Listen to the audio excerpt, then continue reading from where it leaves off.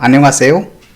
Today we are going to talk about scholarships and opportunities to study in Korea. So I'm going to answer some very common and very frequently asked questions that I received that I receive on this YouTube channel and also through messages and emails and on social media.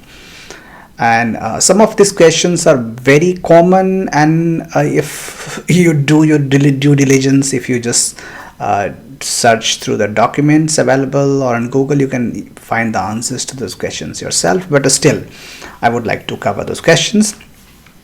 So one common question is there any scholarship for BA, BSc, MA, MSc, MBA, MBBS, PhD? You can put any subject, any course program that you want. So these are like different questions about different courses, different programs, but the answer to all will be same. So for undergraduates, there are not many scholarships. If you want to do your BA or BSc or MBBS or any bachelor's degree in Korea, there is no distinction between the disciplines. Like in India, we have, for engineering, we have different universities and institutes like IITs and NITs. For medicals, we have different institutions and different examinations. For science, we have different examination. Arts, different. In Korea, the university is university and the examinations are generally same. The process is same. So whether you want to study medical or law or engineering or history or literature or physics or chemistry, the process will be same. So no need to ask questions about different disciplines. Okay, so one university, let's say SNU, Seoul National University. So Seoul National University has all the departments. It has its law school where you can do LLB. It has engineering school where you can do BTech. It has computer science school. It has management school where you can do BBA and all.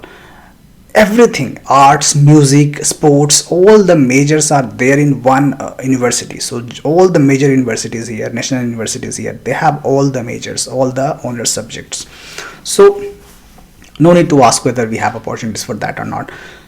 And coming to the scholarship opportunities for bachelor's degree, undergraduate degree, there are not many. The one the major scholarship is KGSP1 GKS, Global Korea Scholarship for undergraduate, for which the applications have just been accepted, I think 1 month back or 2 months back in October, I think.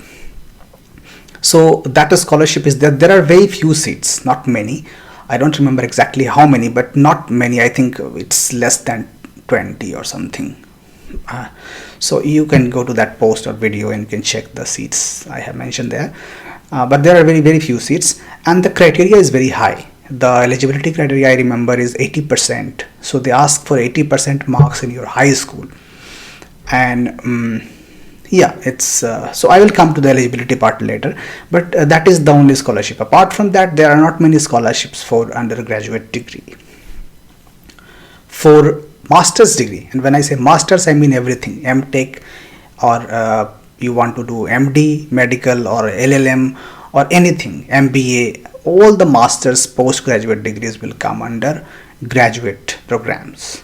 So for graduate and PhD, the biggest scholarship is KGSP, GKS, Global Korea Scholarship, and for that scholarship, the applications are received sometime in January or February. So I will make a separate video when it is announced.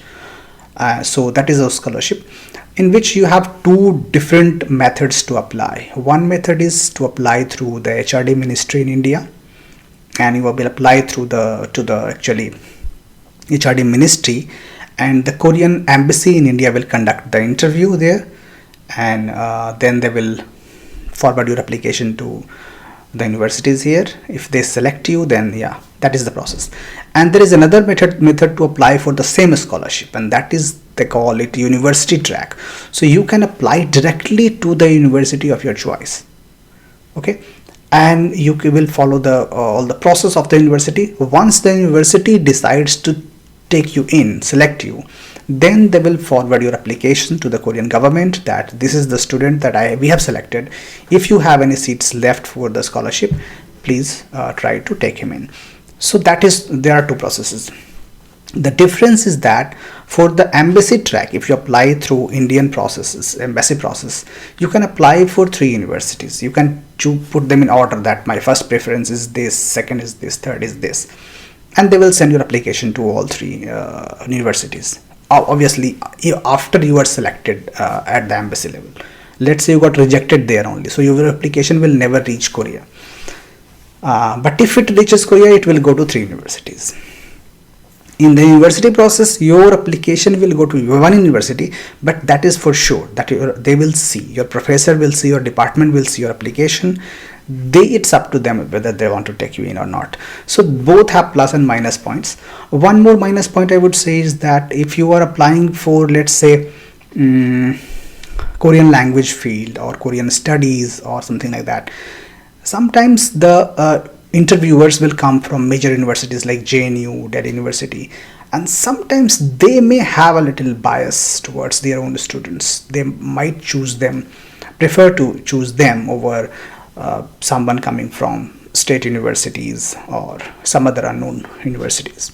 But yeah, otherwise both are exactly same, both will have the same benefits, and both these undergraduate and master scholarships of GKS, they will cover everything. They will give you airfare, they will give you your living expense. यहाँ पे whatever the cost of food and living is there, they will cover it, and they will give you insurance and health insurance and many other small benefits. So that's the best scholarship that is available.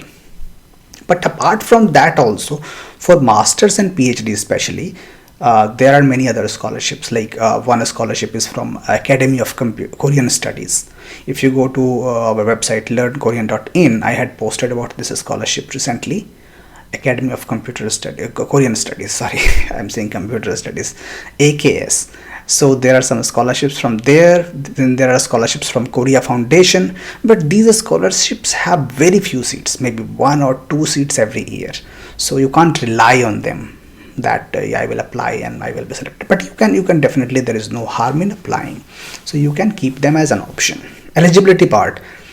For eligibility, as I said, for KGSP, the eligibility is like 80% marks. But in India, some state universities, they will never give you 80% marks in bachelor's degree or master's degree, or even in 12th. In many state boards, they don't give you good marks. So they also have a clause that if you are in the top 10% of your class or batch, then they will consider you.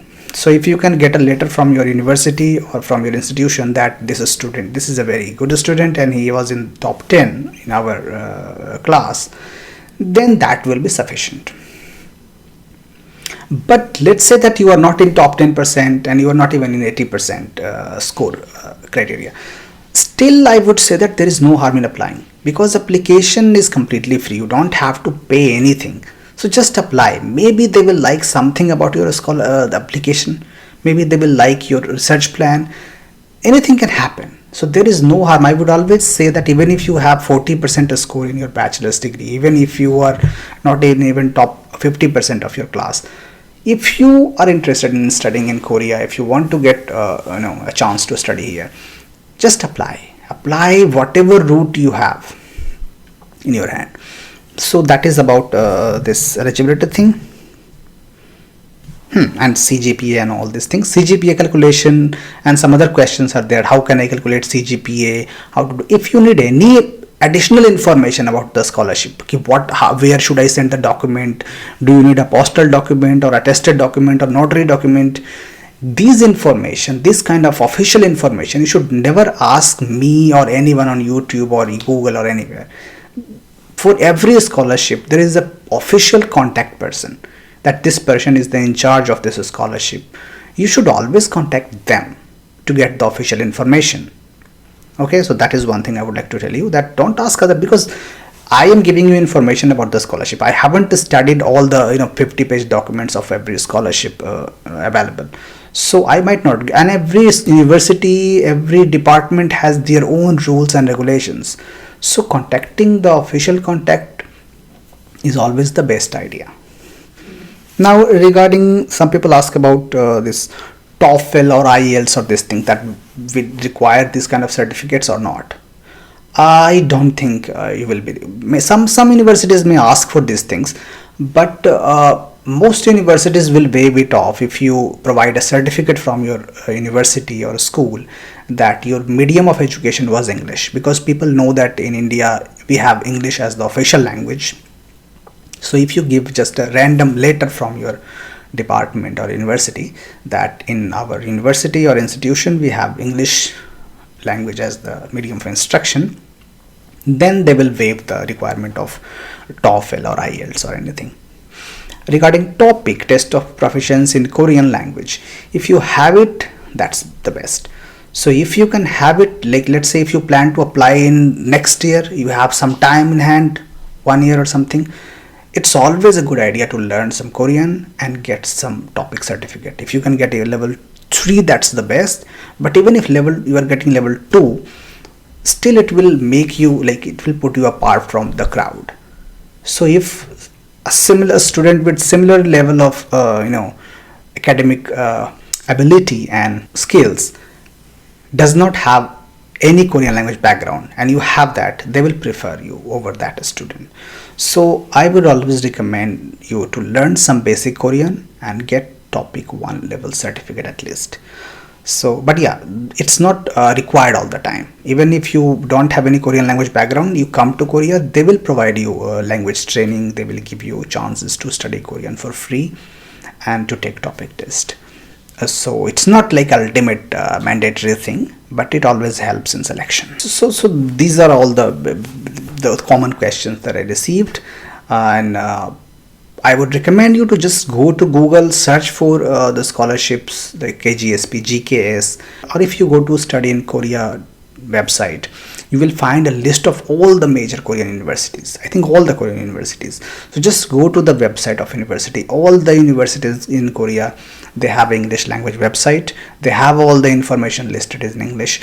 You will have to put in some effort, you will have to put in some time, but ultimately if you want to, you can find that information. Even if you ask me, I'll have to do the same thing. I'll have to go to, because I don't remember the rules of every single university, so I'll have to go to Google, I have to go to the website of the university, I'll have to search for that information.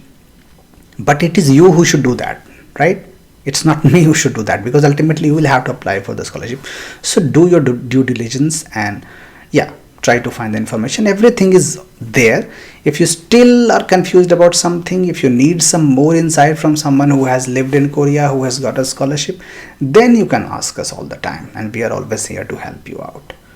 Okay, so wish you all the best, and yeah, wish you get the opportunity to go visit Korea and study there. Thank you.